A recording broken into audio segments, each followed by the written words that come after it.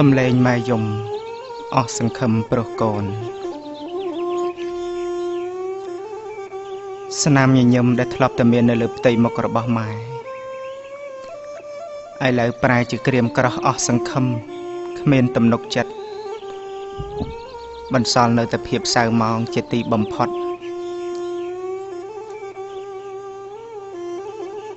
ប្រុសកូនដែលម៉ែធ្លាប់តែសង្ឃឹមញញឹមទុកក្នុងចិត្តថាកូនពិតជាកូនល្អទៅអនាគតតែទីបំផុតអ្វីដែលម៉ែសង្ឃឹមត្រូវប្រែក្លាយជាការខកចិត្តរកនឹកគិតអ្វីមិនចាញ់បានត្រឹមតែសម្រក់ទឹកភ្នែកស្រែកយំតែប៉ុណ្ណោះម៉ែបានផ្ដល់អ្វីគ្រប់យ៉ាងឲ្យកូនមិនថាការស្រឡាញ់ការអាណិតការថ្នាក់ថ្នមភាពកក់ក្ដៅវត្ថុសម្ភារៈល្អគឺម៉ែផ្ដល់ឲ្យទាំងអស់ឲ្យតែកូនត្រូវការទោះត្រូវយកជីវិតរបស់ម៉ែទៅបដូរក៏ដោយក៏ម៉ែមិនសោកស្ដាយឡើយតែទីបំផុតអ្វីដែលម៉ែទទួលបានពីកូនមកវិញគឺមានតែភាពអស់សង្ឃឹមក្រំចិត្តស្ទើរតែមិនអាចទទួលយកបាននៅអ្វីដែលកូនបានផ្ដល់ឲ្យម៉ែសពថ្ងៃនេះគឺកូនមើលមិនឃើញពីគុណតម្លៃសេចក្តីល្អរបស់ម៉ែចង់ប្រាប់កូនថាម៉ែពិតជាអស់សង្ឃឹមខ្លាំងណាស់ចំពោះកូនព្រោះសេចក្តីប្រាថ្នារបស់ម៉ែគឺចង់ឃើញកូនក្លាយជាមនុស្សល្អចង់ឃើញកូនមានឧត្តមគតិចេះគិតគូរវែងឆ្ងាយមានការទទួលខុសត្រូវស្គាល់អ្វីដែលជាគុណអ្វីដែលជាទោសនិងចង់ឲ្យកូនឈប់ធ្វើបាបចិត្តម៉ែទៀតទៅម៉ែមិនដែលប្រាថ្នាចង់បានអ្វីពីកូនក្រៅអំពីចង់ឲ្យកូនយល់ចិត្តម៉ែឡើយប៉ុណ្ណឹងម៉ែសុំបានទេតើកូនអាចផ្ដល់ឲ្យម៉ែបានដែរឬទេ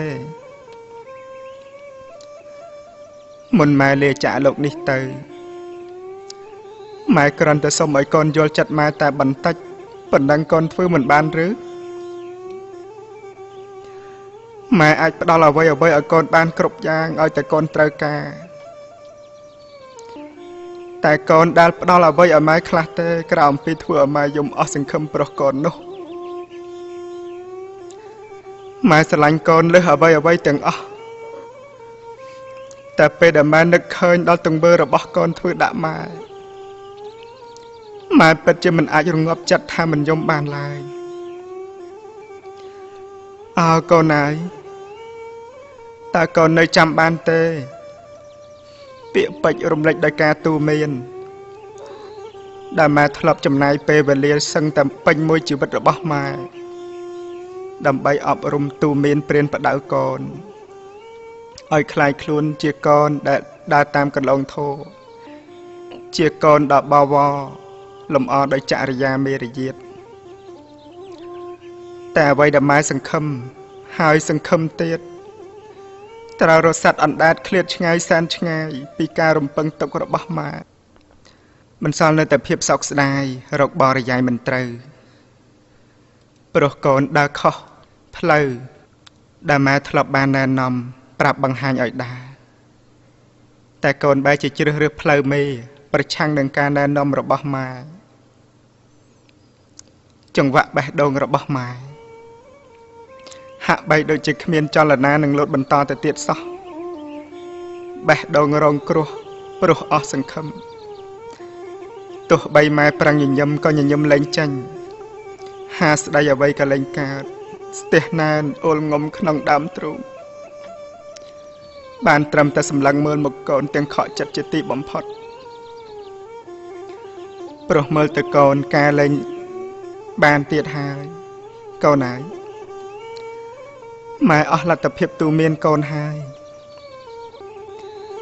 ចូលកូនសម្លឹងមើលមកក្នុងកែវភ្នែករបស់ម៉ែដើម្បីឲ្យដឹងថាក្នុងកែវភ្នែករបស់ម៉ែវាដក់ដោយការឈឺចាប់ខ្លាំងកម្រិតណាតើកូនមានពេលវេលា ខ្លះទេបើកូនមានពេលវេលាសូមកូនពិចារណានៅកំហុសរបស់ខ្លួនឯងផងណាកូនទើបអាចដឹងបានថាកូនធ្លាប់ធ្វើអ្វីខុសឆ្គងចំពោះអ្នកមានគុណខ្លះឈប់សិនកូនកុំតន់អានដល់ចេញពីមុខម៉ែអីកូនអាចនៅស្ដាប់ពាក្យក្នុងចិត្តរបស់ម៉ែបន្តិចទៀតបានទេកូនសាកសម្លឹងមើលមុខម៉ែឲ្យចំមកកូននឹងបានដឹងថាហេតុអ្វីបានជារាល់ថ្ងៃនេះម៉ែយំបើម៉ែមិនស្រឡាញ់កូនខ្លាំងទេម៉ែក៏មិនខកចិត្តដល់ថ្នាក់នេះដែរហើយម៉ែក៏មិនកាត់ទុកសោកសៅប្រុសកូនដែរតែដែលម៉ែយំម៉ែកាត់ទុកម៉ែខកចិត្តម៉ែអស់សង្ឃឹម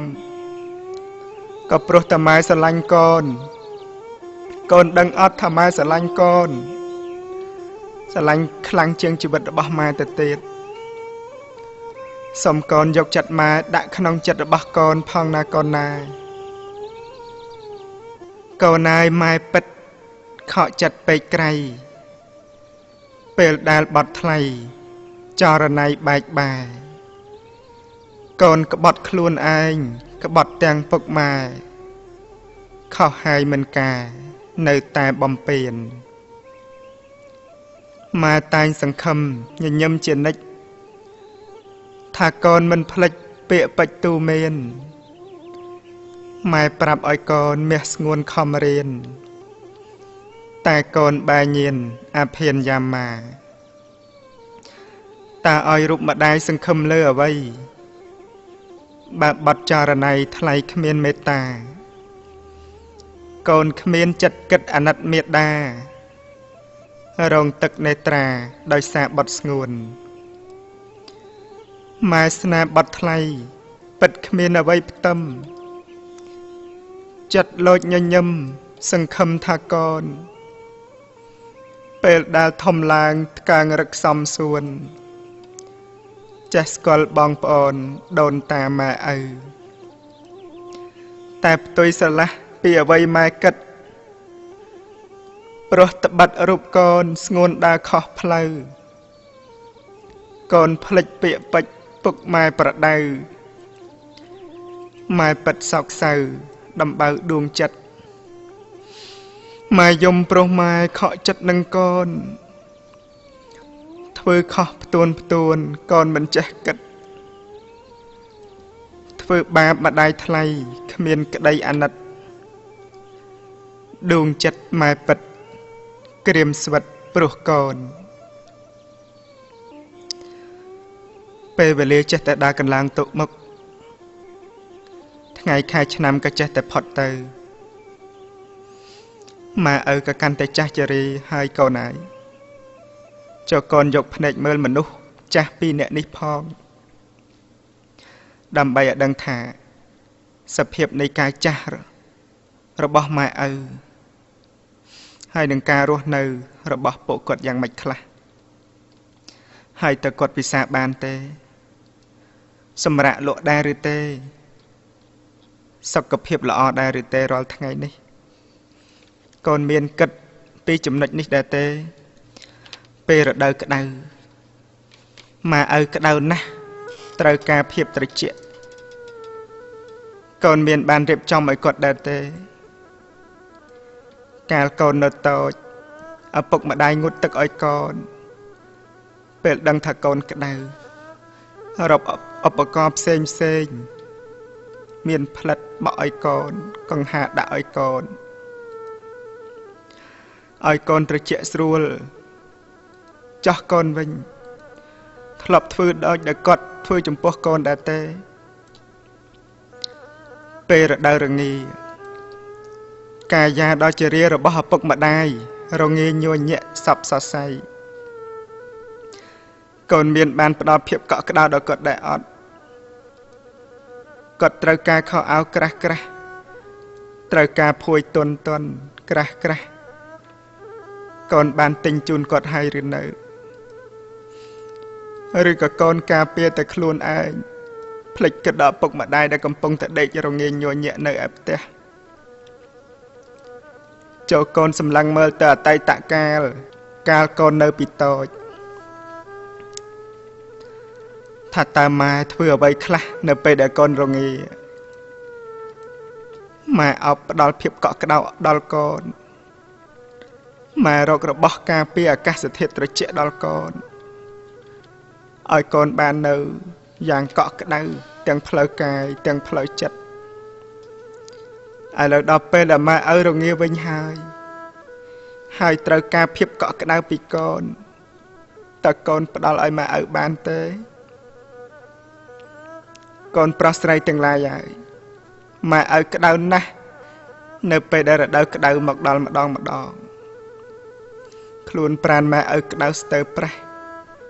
ព្រោះកូនមិនគិតគូររករបស់ការពារកម្ដៅឲ្យម៉ែឪហើយម៉ែឪពិតជារងាណាស់នៅពេលដែលរដូវរងាឈានមកដល់ម្ដង